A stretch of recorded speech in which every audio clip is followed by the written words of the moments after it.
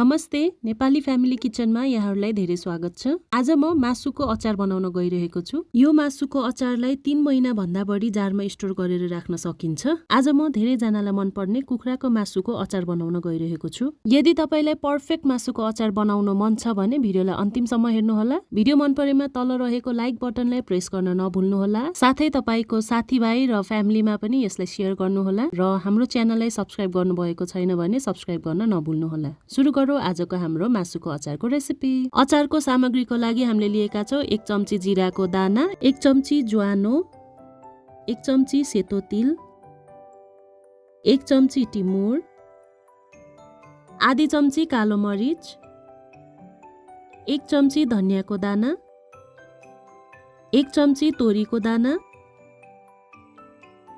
1 चम्ची मेथीको दाना, 1 चम्ची कालो सौफ, लामो गरी काटेको अदुवा, 2 चम्ची सोया सस, 2 चम्ची लसुनको पेस्ट, 2 देखि 4 वटा कागतीको जुस, 10 देखि 15 वटा सुकेको खोर्सानी र 1 कप जति तोरीको तेल। आजको हाम्रो मेन सामग्री रहेको छ कुखुराको बोनलेस मासु 1.5 केजी। तपाईले हड्डी सहितको मासुलाई पनि यसमा लिन सक्नुहुन्छ। अचारको लागि सानो सानो गरी काटेको मासु एकदमै राम्रो हुन्छ। मैले चाहिँ आफैले घरमा कुखुराको मासुको बोन छुट्याएर राखेकी छु। यसमा मैले हाले आधी चम्ची बेसार, नुन स्वाद अनुसार, 2 चम्ची कागतीको रस र यसलाई मजाले हातले मिक्स गरे।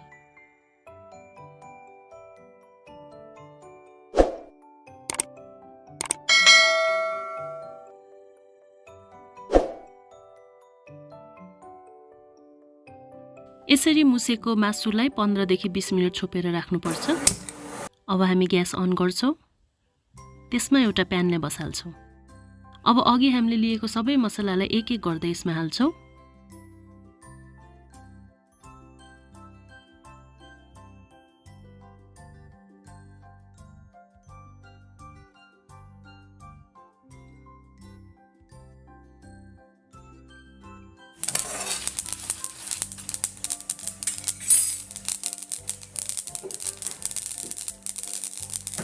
यी सबै मसलाहरूलाई पटपट आवाज आउन्जेल फ्राई गर्छौं। सबै मसलालाई डडुन्जेल फ्राई गर्नु पर्दैन। मजाले फ्राई भइसकेपछि यी सबै मसलालाई हामीले एउटा मिक्सर जारमा खन्याउँछौं र त्यसलाई चिसो भइसकेपछि ग्राइन्ड गर्छौं।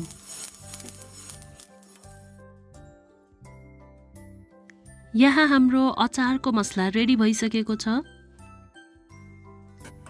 अब फेरि ग्यासको फ्लेमलाई अन गर्छौं। त्यसमा एउटा सफा कराई बसाल्छौं। कराईमा तेल हालेर तेल तताउनलाई छोड्छौं।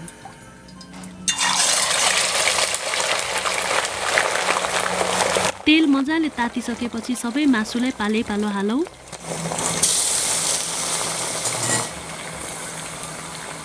अब तेलमा हालेको सबै मासुलाई मजाले चलाउनु पर्छ।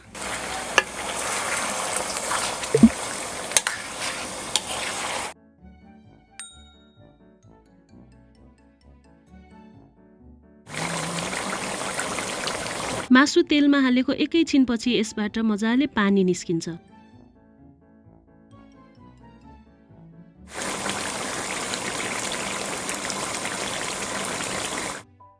केही समय मासु पाकेपछि पानी सुक्छ र तेल त्यसबाट निस्किन थाल्छ।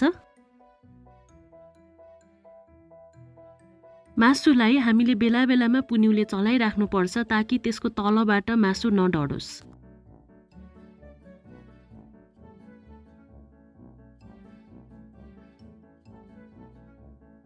मासु रातो कलरको हुँदासम्म हामीले यसलाई मजाले फ्राई गर्नुपर्छ।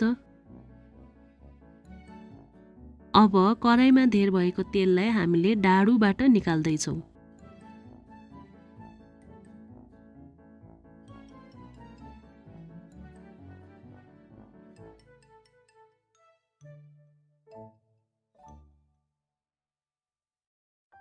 कराईमा यति जति तेल चाहिँ हामीले अचारको लागि बाँकी राख्नुपर्छ।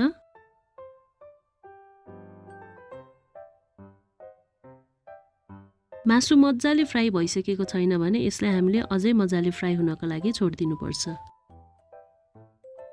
अब यसमा हामी हाल्छौं लामो गरी काटेको अदुवा, लसुनको पेस्ट र यसलाई मजाले मिक्स गर्छौं।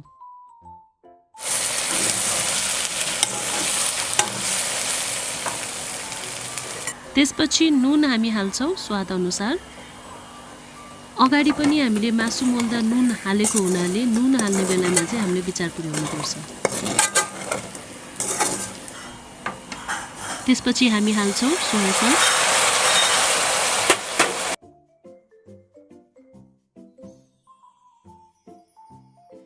यसलाई मजाले मिक्स गर्छौं। अब अघि हामीले ग्राइन्ड गरेर राखेको मासुको मसलालाई यसमा हाल्छौं।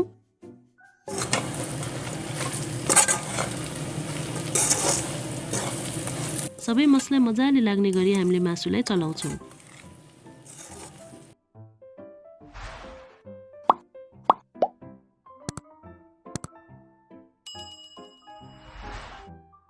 तेल सुक्खा भएर यसको आवश्यकता भएको खण्डमा चाहिँ हामीले अघि निकालेको तेललाई फेरि हाल्छौं।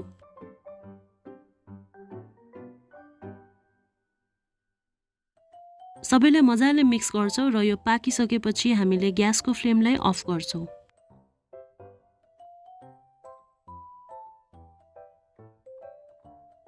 अब यो सेलाइसकेपछि हामीले कागतीको रस पनि हाल्छौं।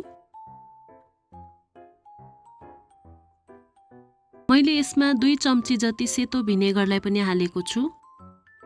यो चाहिँ एकदमै अप्सनल हो, तपाईले यसलाई नहाल्न पनि सक्नुहुन्छ। भिनेगरले अचारलाई लामो समयसम्म टिकाइराख्नलाई मद्दत गर्छ। हाम्रो कुखुराको मासुको अचार पनि रेडी भइसक्यो। यो रेसिपीलाई तपाईले आफ्नो घरमा ट्राई गरेर कस्तो रह्यो भन्ने फिडब्याक हामीलाई दिन सक्नुहुन्छ र यो रेसिपीलाई तपाईले आफ्नो माया गर्नेहरूसँग बसेर खाएर इन्जोय गर्न सक्नुहुन्छ। हाम्रो प्रयास कस्तो लाग्यो? मन परेमा लाइक, शेयर अनि नयाँ हुनुहुन्छ भने सब्स्क्राइब गर्न नभुल्नुहोला। साथसाथै नेपाली फ्यामिली किचनको इन्स्टा, फेसबुक र टिकटक पेजलाई पनि फलो गर्न नभुल्नुहोला। Thank you for watching. बाँकी अर्को भिडियोमा बाई बाई।